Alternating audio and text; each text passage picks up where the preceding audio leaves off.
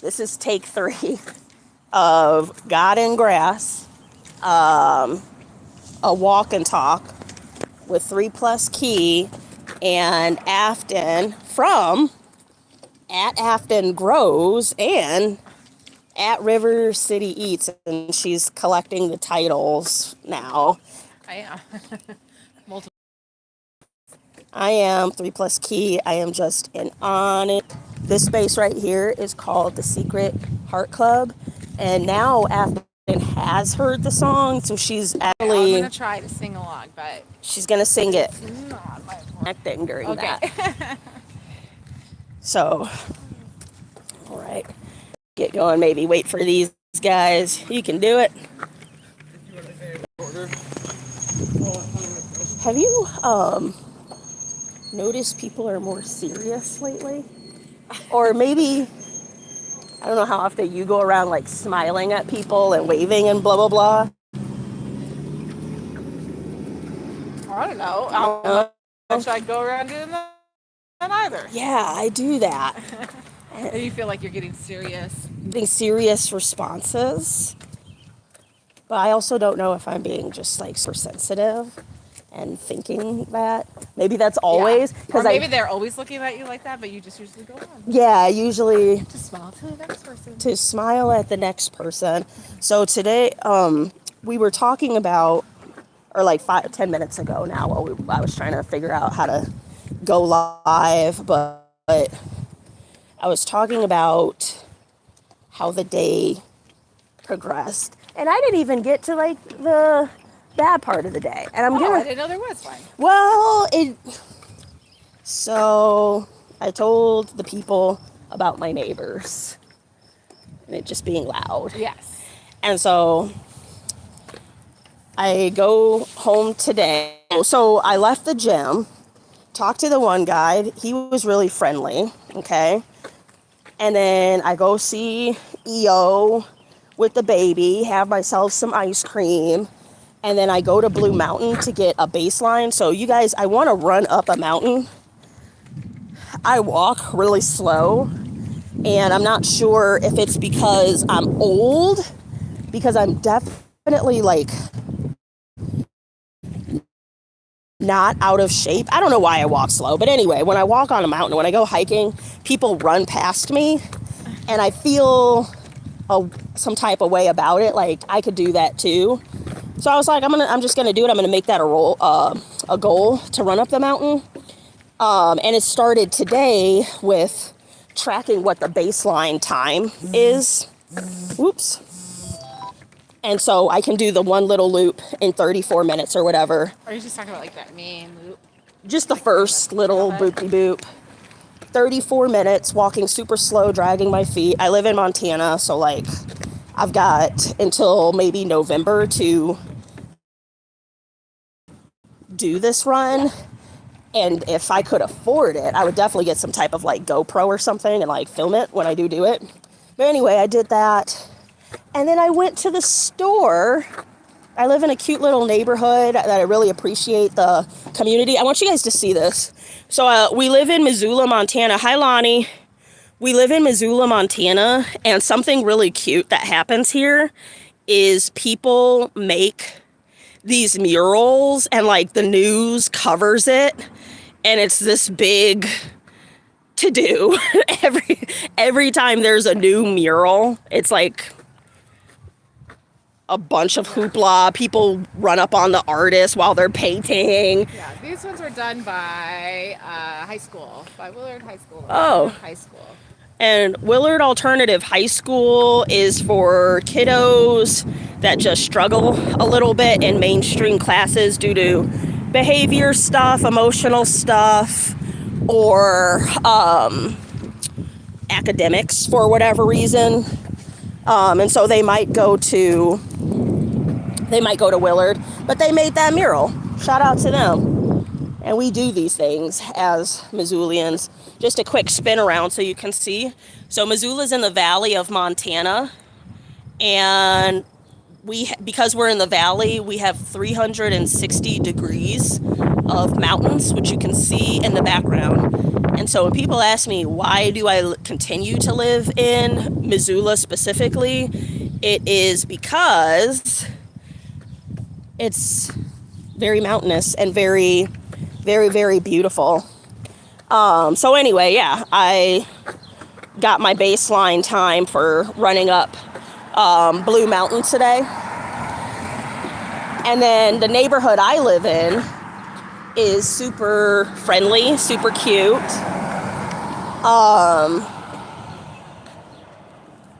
Here's, if you want to know what Montana looks like, it's super busy, right? Also why I like to live here. I'm from the suburbs of Chicago, and you could never just click a button and cross the street at your will. That's not a thing. But yeah, I went to the market by my house, and the deli guy, Josh, is like, wait, hold on, don't pass me by. And he's like, I made some hot and spicy soup. Do you want to try it? Because every time I go in there, he's the one I said should open a food truck. Yeah. And for whatever reason, he's not pursuing it, even though he wants to. I think he just needs to like get to it, you know, or think about it more. But his food is like, yeah, get on those goals. His food is incredible. And I like fall all over myself every time, right? And so now when I see him, he gives me a taste of something. And today it was hot and spicy soup. So delicious. He gave me a bowl to go. He's like, it's coming out tomorrow, but I'll give you a bowl of it. And, oh, here's another mural coming up here. What's going on over here? Looks like they wanted to cover something up. Somebody's riding a bicycle. Somebody's reading. Doing some other stuff. There's somebody floating in a tree, which is kind of creepy. Yeah. Okay, these are the things we're doing. Where was I with that? Oh yeah, so he did that, and so I'm walking to the checkout to go ahead and get my food. I've got my soup, and the girl, they're talking about AI, the cashiers, and how AI is coming to take all of our jobs. And I was like, not my job. And they were like, what do you do? And I'm like, well, I'm a social worker. So people are going to be crazy, and they're getting crazier. And then a computer just can't like do like what any social worker really does. Yep. And so here's some more Missoula graffiti. I'm not going to get all up in those weeds. Me coming from the Chicago area, I have a big, big heart for graffiti. I love it. Wherever I might be. And when I'm traveling and see graffiti, I always take pictures of it, stop to take pictures of it. But we are in Missoula, Montana. You can see right before us, this camera isn't doing this mountain justice, but there is like, let me see if I can try to like, see what we, yeah, if you guys saw, it's like this close. If you were here, the mountain is like this close. Hey, Pablo. Hola. Walking through Missoula, Montana. There goes a bird right there. You got some bikers on your left. Ooh. Oh yeah, look at that crane. That's sweet. Oh, a bird. But the cashier, the one, I won't say her name, but she's so sweet. She's 20. And it should be noted that this market that I go to, I don't know if you know that, but they hire like justice previously, they hire felons. Oh, yeah, okay. And people with like emotional stuff going on, that kind of thing. And so this girl is just like the sweetest thing ever. And she was just off, and you could tell. And like, are you okay? You know, like, when you do the kind of like whisper in so that you're not, it's like, are you all right? Like, she's like, no. And I was like, when do you get off? She was like, da-da-da. I was like, do you get a break? She's like, yeah. I said, you got to get in the sun. During your break, you got to go walk in the sun, you know? And I told her, like, where to go in that neighborhood. Like, you got to do that. And she teared up. And so she teared up, and she gave me my money. And I was like, are you gonna go for a walk? And she's like, yeah, I promise I'm gonna go for a walk. Thank you. And then the other cashier came out of nowhere. And this is the importance of kindness, guys. What's going on over here? Well, they must see something. They do see. There's all these people looking across this football field. There's people. Let me show you. Look at these people. And they're all looking. But what are we looking? Oh, a fox. Oh, there's fox. Foxes. Okay, let's go take a peek. Yeah, let's. Isn't this Montana? So this is what you get when you live in Montana. We're going on a city. Yeah. So do you see there's a family of foxes? Let me see if I can zoom in on this football field. And there's a bunch of people also here, like, lined up with binoculars. Somebody else just pulled up. And this is what we're going to do, is just go ahead and look at these foxes on a football field. It's like a Dr. Seuss book or something. They're playing.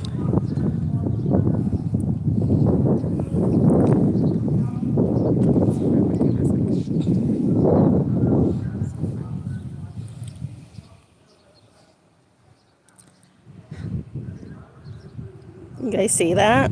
They've got an audience. Silly. Oh, and now they're sitting down. Oh, not that one. This other one. Oh. Oh, there's a shit ton of them over there. Oh, there's a whole bunch of them. Yeah. Oh, and now they're... One time I was hiking and I saw a fox, and I went right back down that mountain and told the people behind me, and they were like, don't worry, foxes don't bite you. And I was like, okay, you guys go first, and then I'll go ahead behind you. So if the fox bites anybody, it's going to be you.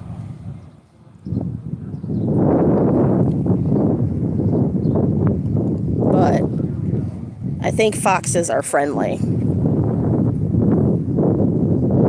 And these ones seem to be just kind of minding their own business in life. Oh, shoot. Yeah, it's us. It's not our business. But it's like 4 more people pulled up since then, since we've been standing here. And if the news can get here fast enough.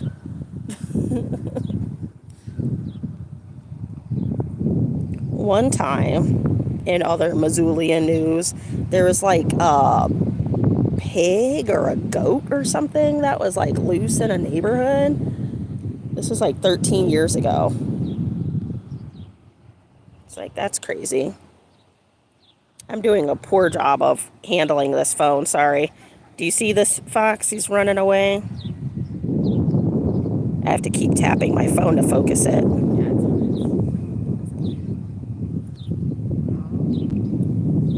Are you into this, or you want to keep walking? Yeah, let's keep walking.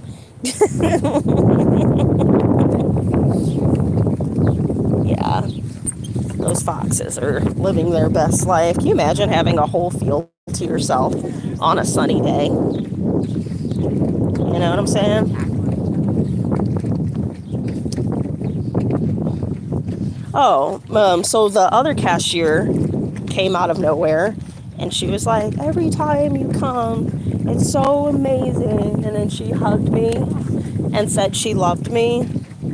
And this isn't about me. I really just want to highlight the impact of being kind for no reason. And like how, and my response was like, I teared up. Yeah. Because it's like, man.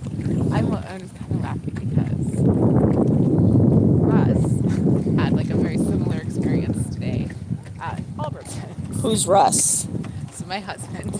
So he has a lot in common with Eva as far as noticing other people's emotions and trying to talk with everybody. Yeah. And same thing happened to him. He had seen this cashier about a month ago, and he was very upset. And he asked him what was wrong, and the guy started crying because his friend had died.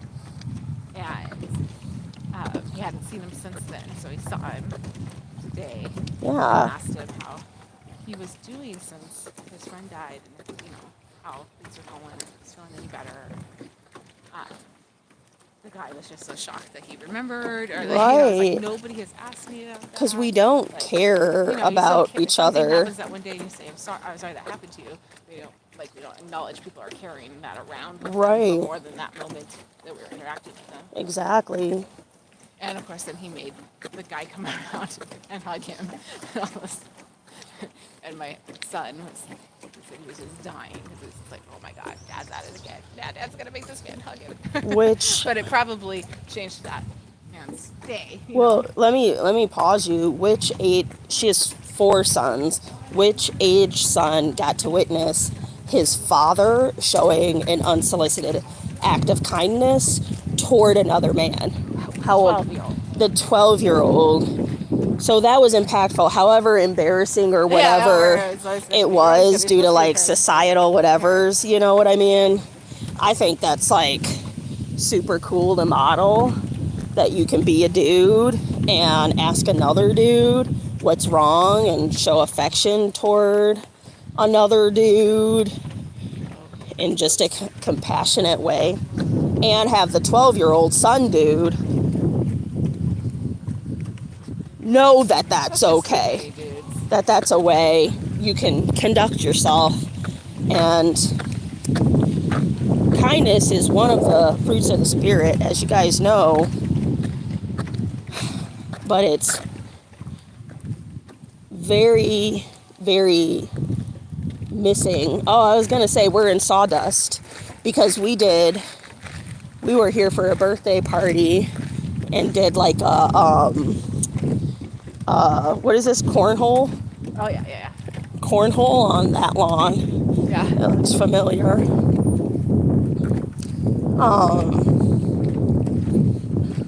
Yeah, so that happened at the market. Just a bunch of teary-eyed people being kind to one another. And then I go home, and you guys know I started a professional friend service. And it's a business, right? And so one thing I have talked to my neighbors about, since I have the YouTube channel, I'm just kind of loud in general. I'm not at all, would be considered like a public figure, but I don't think it would be that uncommon either for somebody to be like, do you know Lakeitha? Yeah. Oh yeah, blah, blah, blah, she lives next door or whatever. And so I didn't have that conversation with my neighbor yet. And so I come home and his friend is like, oh, your neighbor gave me your card, blah, blah, blah. I won't tell her situation. And I was like, I stopped her right then and said, I don't talk business in my home space. And she continued on about her situation. And so here's the thing, and this is the message for the Christians, right? I told this story a few days ago when I met my friend's wife for the first time, and I was trying to go to sleep. They had a setup for me in their living room, and I was trying to go to sleep. And she was telling me about her childhood, and then she started crying. And I was just praying to the Lord, please just keep me awake, because I was like ready to go, right? Just please let me stay awake so I'm not sleeping in this crying woman's face as she's talking about her trauma. And the Lord was gracious enough to do that. And so again, here was another scenario of it. You have somebody who is hurting. It arguably is not the time or the place to take up my time. But also, as a Christian, what does it hurt that she felt heard? Do you know what I mean? Like, ultimately, it was 5 minutes of my time for somebody to like express a pain that they're going through and able to talk about it. And I'm no saint. Afton, am I a saint? No.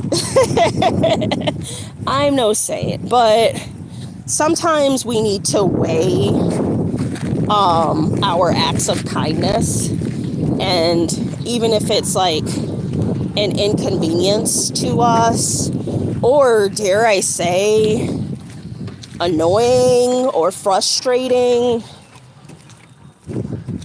you could really like change the trajectory of somebody's day by giving them just a little bit of time. Yeah. And so, But I understand that as a social worker. Like, sometimes, like, my husband will be like, you could help these people with this. And I'm like, no thanks. Yeah. And he's just like, but you help all these. I'm like, yeah, that's right. I help all these people. All these people. I have to have some boundaries. Like, Yeah. I don't need people coming to my door for me to help them. And that's exactly it. Your home is ideally your sanctuary, even if there's things about it you don't like necessarily. Yeah. I like to take my socks off. You know what I'm saying? When I hit that door, I like to, this is too much information, but I like to take the first sock off with one big toe, kind of slide it, pin it to the ground, do the same with the next. You know what I'm saying? But, yeah, guys, I just want to encourage you to, are those washrooms over that way? Let's head that way. Or is this a washroom right here? Yes, right there and right here. Let's get this one. I think this is one. You guys are about to get unlimited access to Afton. If Lakeitha can get into a public bathroom. Yeah. You know what? I think that this might be storage. I think we gotta go to that one. We gotta make it my way downtown. Walking fast. Okay, so now you're wondering where we're at. We're at the baseball fields. This is a pretty cool park. It's pretty new. Yeah. Still, I guess. I think it's new.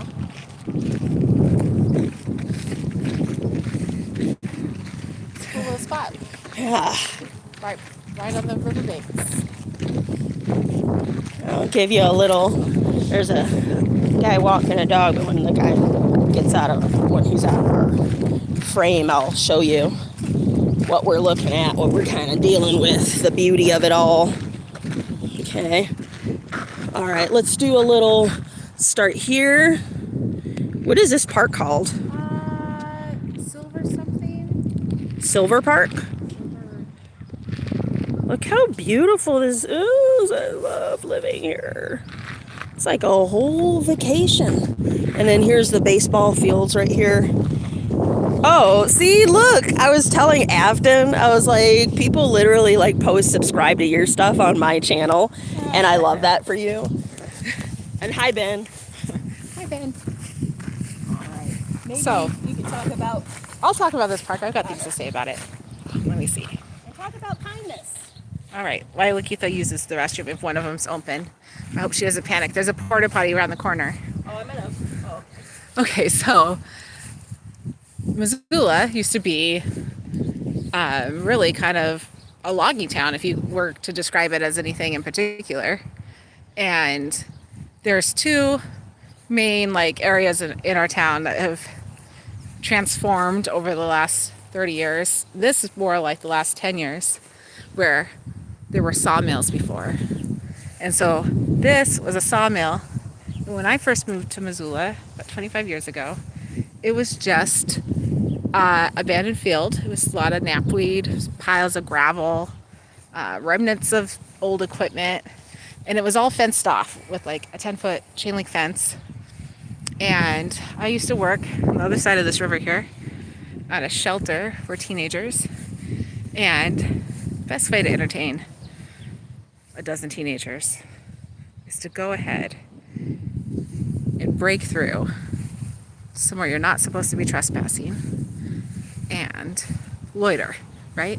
So we'd come over here. Sometimes we'd bring dirt bikes and stuff, climb under the fence, explore the gravel pits. And there's also some really cool things in this property, including an underground bunker. And the story that I heard was that it was a refugee who had relocated here to Missoula, which is also a Missoula thing, and that he was really struggling with being able to find housing. I think he, and so he dug himself a hole in this field. I'd be kidding myself if I could remember where it was or anything. I'm sure it's way gone now.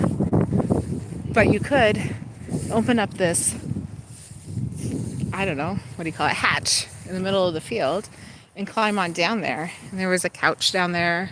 It was pretty small, maybe like 8 by 6. There was like a little wood stove someone had put up there, and that's how you could find it if you couldn't remember where it was. There was like a little stovepipe coming out. Certainly people were like staying there from time to time, but that guy wasn't living there anymore. But it was a pretty interesting story. Now, the folks that owned the property did a big trade for other property in Missoula with the city, and they built this park and a ton of new housing. Hoity-toity, expensive housing. Housing all the same. What subject are we on? We're talking about this park and what it used to be before it was a park. Oh, what was it? Well, I already told the story. Oh. You make me repeat it? It was nothing. It was an old sawmill. And Oh. That's why it's called the Sawmill District. That's Right. this new neighborhood. There's like stores here and office buildings and stuff. All the rich people are coming Yes. here. You can Very get wealthy, a hoity-toity. 4-bedroom apartment rented to you by the room. You keep you share a bathroom, but you keep Oh, yeah. like a hot plate in your own room, basically, and your room's locked, and you can pay $1,000 for that, which is wild. It's like a $4,000 apartment. Yeah. Anyway, I was talking about when I worked at the shelter. I used to bring the kids over here and climb under the fence and go explore through all the... This is totally inappropriate to say. I called it a hobo hut. Is that appropriate to say, or is that what it is? Maybe that'll offend somebody now, but yes, it was. It was pretty cool. So it's quite a transformation because it did not look like this. Yeah, I like it. And the ground looks a little like sawmill, kind of. And there's all these little huts and places you can sit. Hey, oh look, hi Afton. Hi. See, why does Afton come first? Afton's turning into a local celebrity in the 3+Kei streets. Hi, Allison. We're going through a walk, and talking about kindness, kind acts throughout our day. Actually, we haven't talked about any kind acts throughout your day. Unless the thing with Russ happened today. Yeah, but that was a part of my... I didn't have a lot of kindness. Let me tell you. I'm in a terrible mood. And I'm surrounded by these boy children and my husband all of the time. She has 4 boys. And they're all terrible. Okay. Allison How old are you now? has 3 kids, I think. Yeah. It's 3 small children. At least all I remember is you talking about a 3-year-old. I felt like I was screaming out of a lot. Yeah. Can I ask you, was it warranted, or do you think you went a little overboard? All of the above. All of the above. It's always warranted because they're always up to something that you're like, And now you said what? What are you doing now? But also, I just wasn't having it, so they weren't getting away with much, I guess. Do you think there's a kind thing you could do today? Hi. It's not too, oh, I can't tell what time it is, but It's not too late. it's not too late to do something kind. I'm sure. What do you guys think? What's something Afton yelled and was a grumpy pants today? What's something that she can do that would be kind, that would have some sort of redemption to it? I'm out here with you taking a walk. Yeah. Her littlest one, is he 6? Yeah, he's 6. The little 6-year-old, he's my absolute favorite. He's so cute. I just want to like, just eat him up. He's so chubby. It's the chubbiness for me. He's super chubby, Yeah, it's the chubbiness that gets me. Yeah. But anyway, he asked me if I would bring him 3 bags of popcorn. Of course he did. I said yes. And do you know what he said? You know what he said? Right. He said, I love you. Sir, I will bring you 4 bags now. Yes. You can have some popcorn. Yes. And it's the good. I think I was telling you guys yesterday, both Afton and I have lost the weight. Not all the weight just yet. But yesterday I called myself being a good friend. I was telling you guys. Oh, Allison says yes. 4. Allison has 4 kids too. Okay. It's a lot. 9, 3, sheesh. 9, 3, 2, and 10 months. Oh. And she said our Afton's foster babies, they're all adopted. They're all adopted. They're stuck with her. Stuck with her. Yes. How do you feel? So with my girls, and we talked about this before, when you do like the foster adopting thing, people love to tell you as an adult, like, or as a person doing the fostering, like, what a great person you are. And I always and remain taking the stance of, oh, here's some more graffiti. Oh yeah, this is. They're starting to take this down though. It's getting a little wild. But I still love it. It looks good, doesn't it?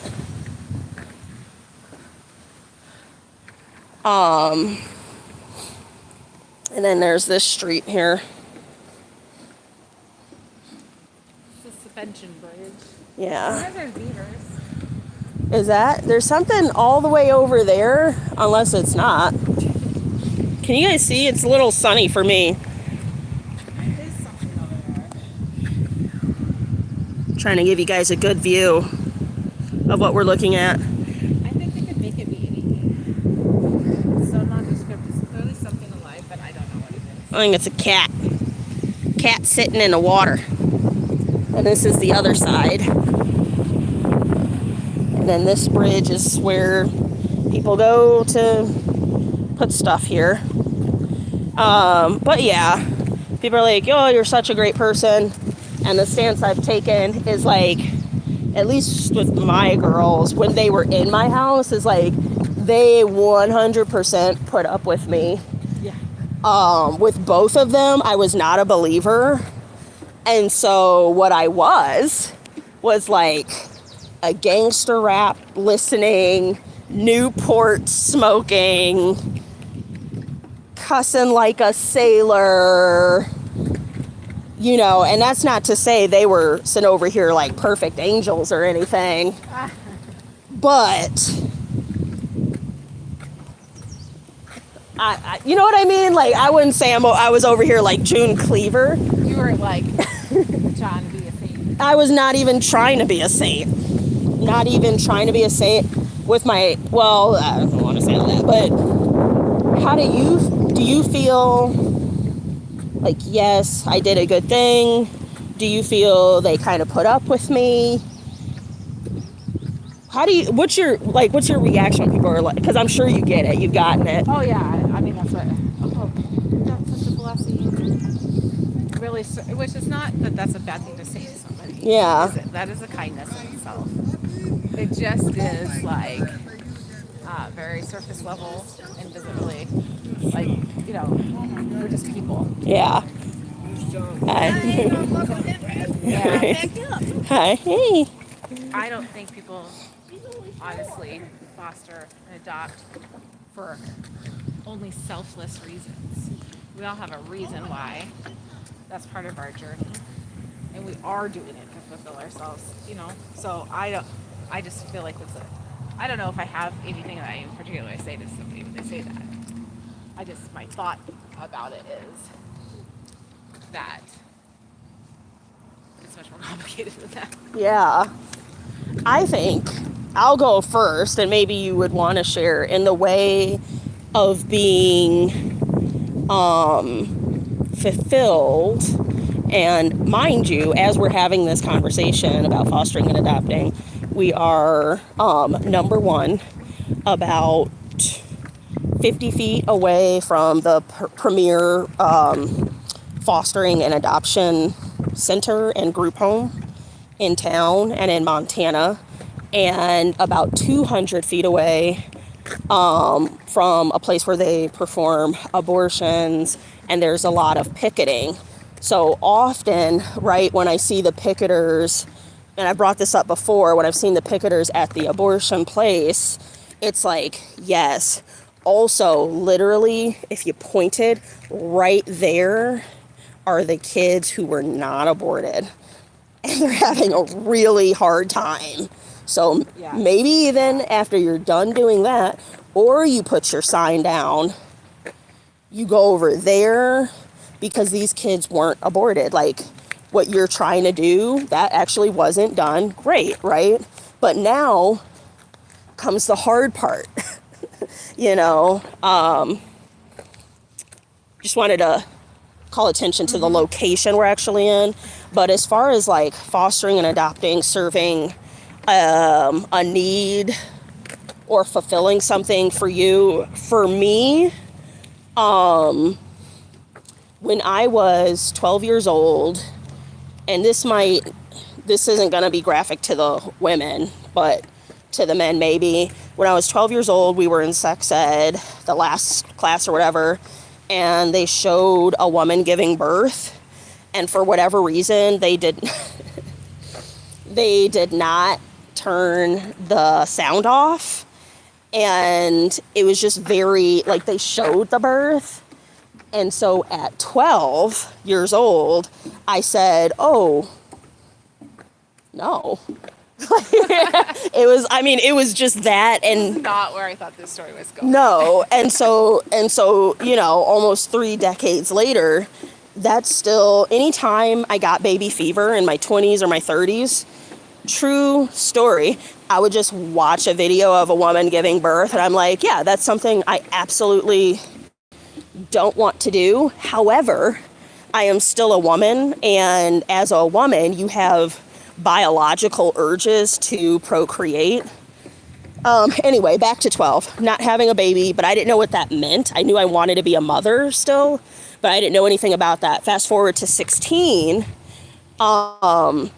I got placed in the foster care system, and my foster parents, the Skeltons, were really solid foster parents. I had all the behaviors, all the things.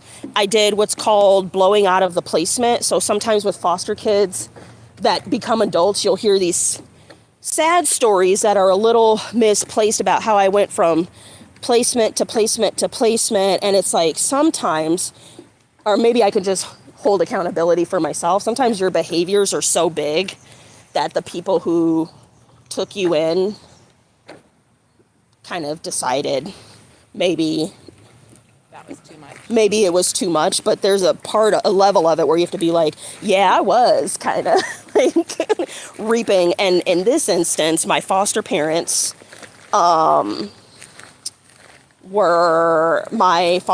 still talk to them to this day. My foster dad was an electrical engineer, and my foster mom was an attorney in a law firm. Like, they had a maid. And so I was a disruption to their life. You know what I mean? And I think they handled it as best as they could. But even when they were like, you can't live here anymore, I fully understood. You know, I was like, yeah, you still have to go to work in the morning and you're worried about, you know what I mean? But anyway, they were really great foster parents, and they still, even after I had to leave their home, they came in, picked me up every weekend, no matter where I was, because that didn't stop. I went from group home. I had like 7 different placements maybe in 2 years, and it was all due to I was a runner. It's called going AWOL.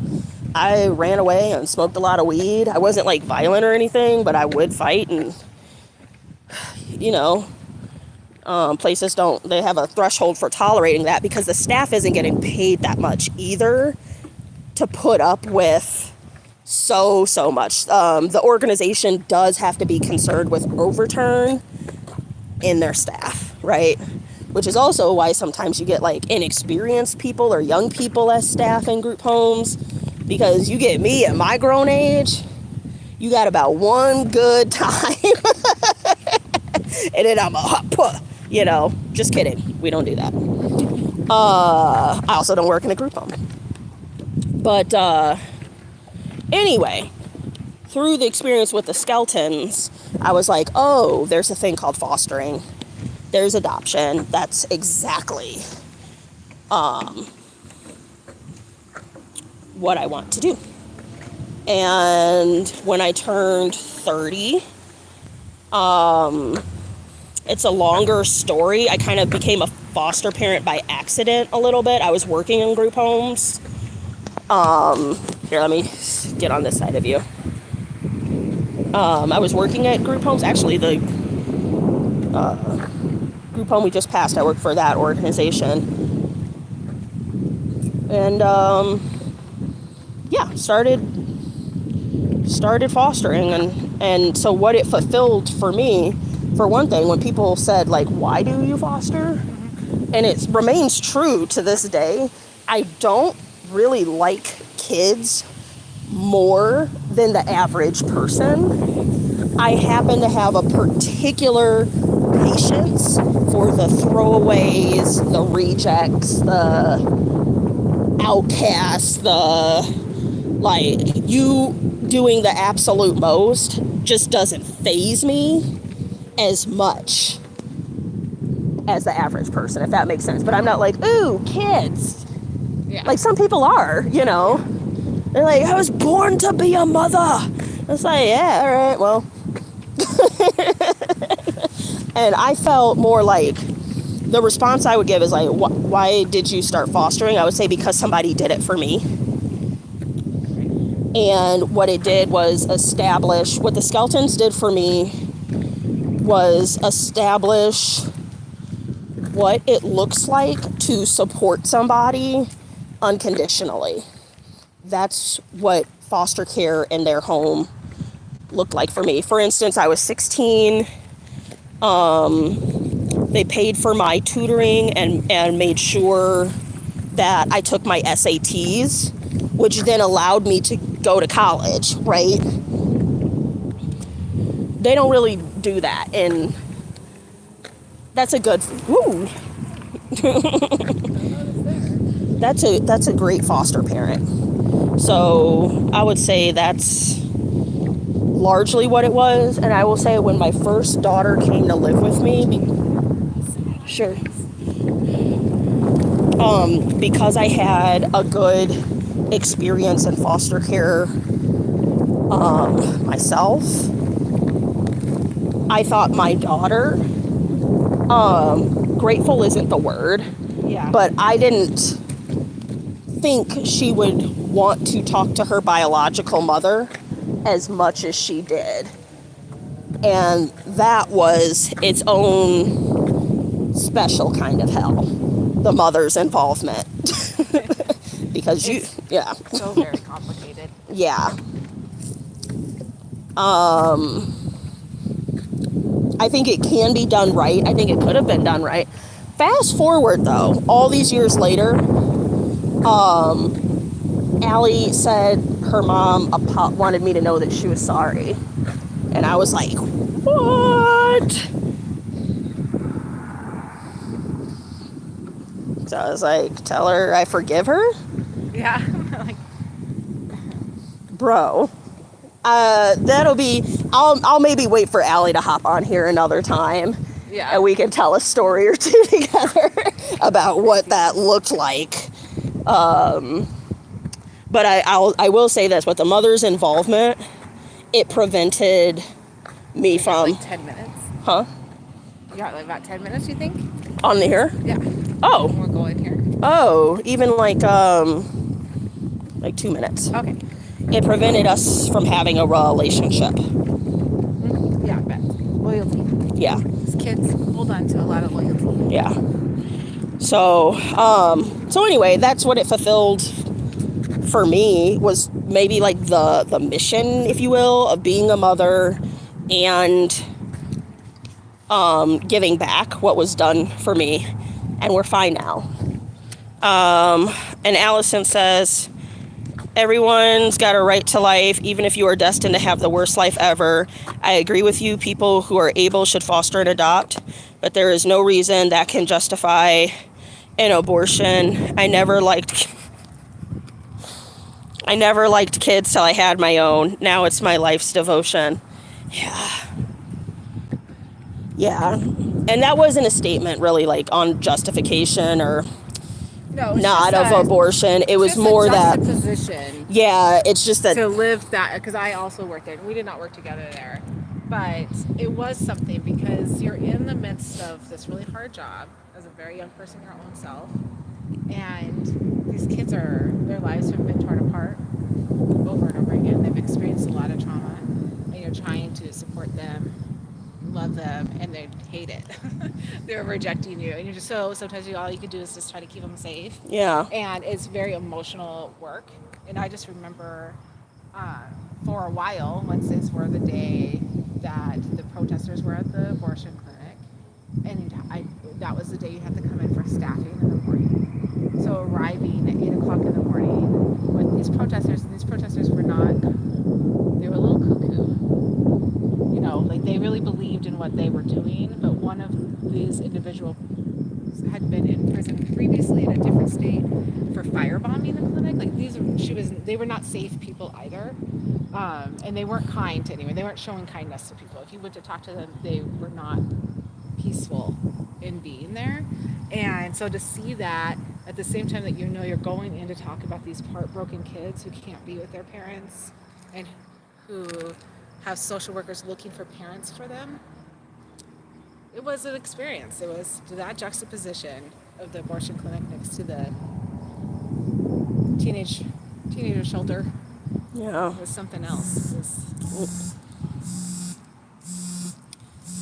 That was well put, well worded. It's time for us to go, and we are going where filming should not probably be. Yeah, we're done filming. So, and Allison says, totally agree. Go adopt and help those babies out. Put your actions where your mouth is. Precisely. We should do, I feel like we did a live stream on this before already, but I would love to do another one. Yeah. Because sometime just about that as the topic. Yeah. And about how it's not necessarily just, it's not as simple as like doing it to do God's work. It's not. It is a traumatic experience for everybody involved. Yeah. It's very. Yeah. And I don't think that just, you have to do a little bit more than just having a calling to be prepared to do it the right way. That would be so. I don't know. I don't say it if you don't want to. Do you mind saying what you do for a profession? I am a social worker for my profession, and what I do is I work with parents who have adopted. Yeah. And that is a great blessing to me as an adopted parent to be able to have those connections. But I mostly get to hear the hard things that people are going through. Yeah. Yeah, and how it can fall apart. That would be a great, let's earmark that one too. So many good topics to, anyway guys, this was the walk and talk. Thanks for sticking with us tomorrow. Allison, tomorrow's Monday, isn't it? No, tomorrow's Sunday. Shoot, I always do that. We're gonna make memory verse next week. We might be closing. Ooh. 8 minutes. Oh. Well, I mean, what? 8 minutes? Oh, okay. All right. Secret Heart Club. Talk to you guys later.